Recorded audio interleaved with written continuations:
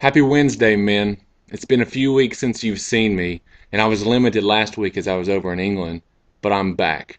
Looks like we've had yet another strange week this past week. Yahoo came in with some very high projections, and the actual point totals were quite a bit lower.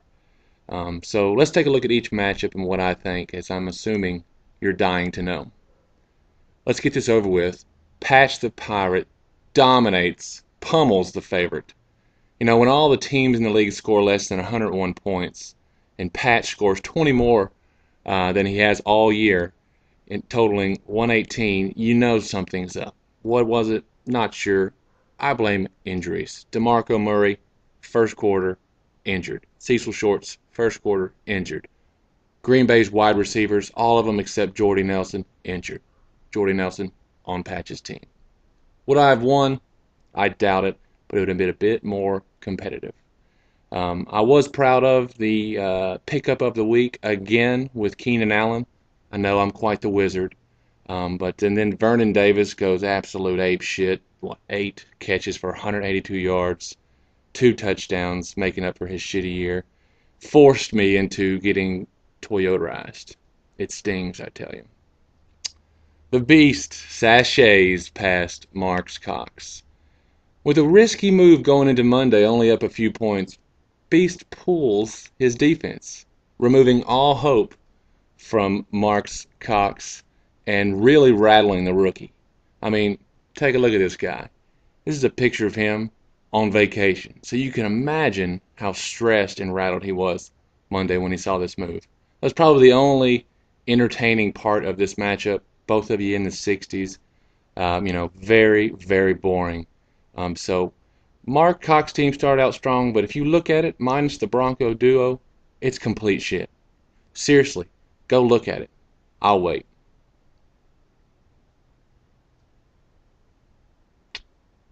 Very shitty. A cheap win by the Beast, but I know he's happy about it. Bohica pounds the Swarm. Swarm's Cowboy Trio scored less than 20 points. You know, that's what happens. Too bad KC's defense couldn't score 48. I mean, how long can they keep scoring these ridiculous numbers? Just unbelievable. Marino comes up big for Bohica against a really tough Jacksonville team. But we haven't heard a lot of buzzing around by the Swarm. He must be busy.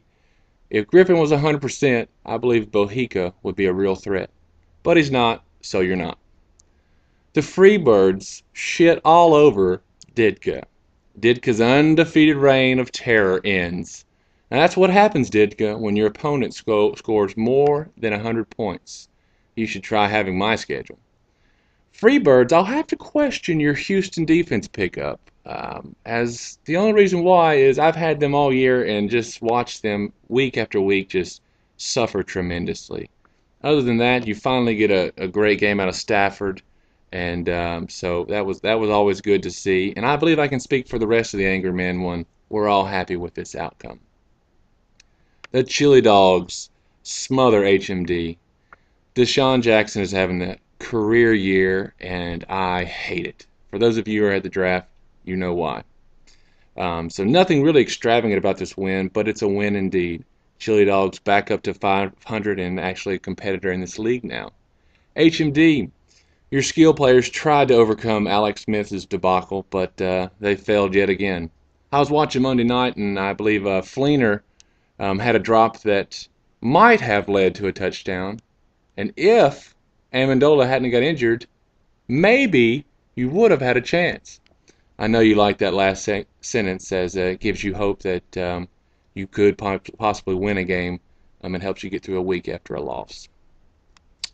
Dirty, dirty thumps the Nature Boys. You know, just 2 weeks after we have a discussion about Nature Boys liking his team, blah, blah, blah, he goes and trades like 4 or 5 of the guys. You know, it's like, okay, and even the AFC's leading rusher at the time. It makes me smile. However, I think those trades actually benefited him greatly, and he now has a good team set up for the long haul. That long haul needs to start quite quickly. I feel you got a good team, Nature Boys, and they're just not, they could go nuts, and they may be, but not together. I'm sure that'll happen in 2 weeks when you square off against yours truly. Dirty Dirty is having a quietly boring little successful run here. Cam Newton is proving to be a great quarterback, and even with Jimmy G's injury, it still didn't slow him down.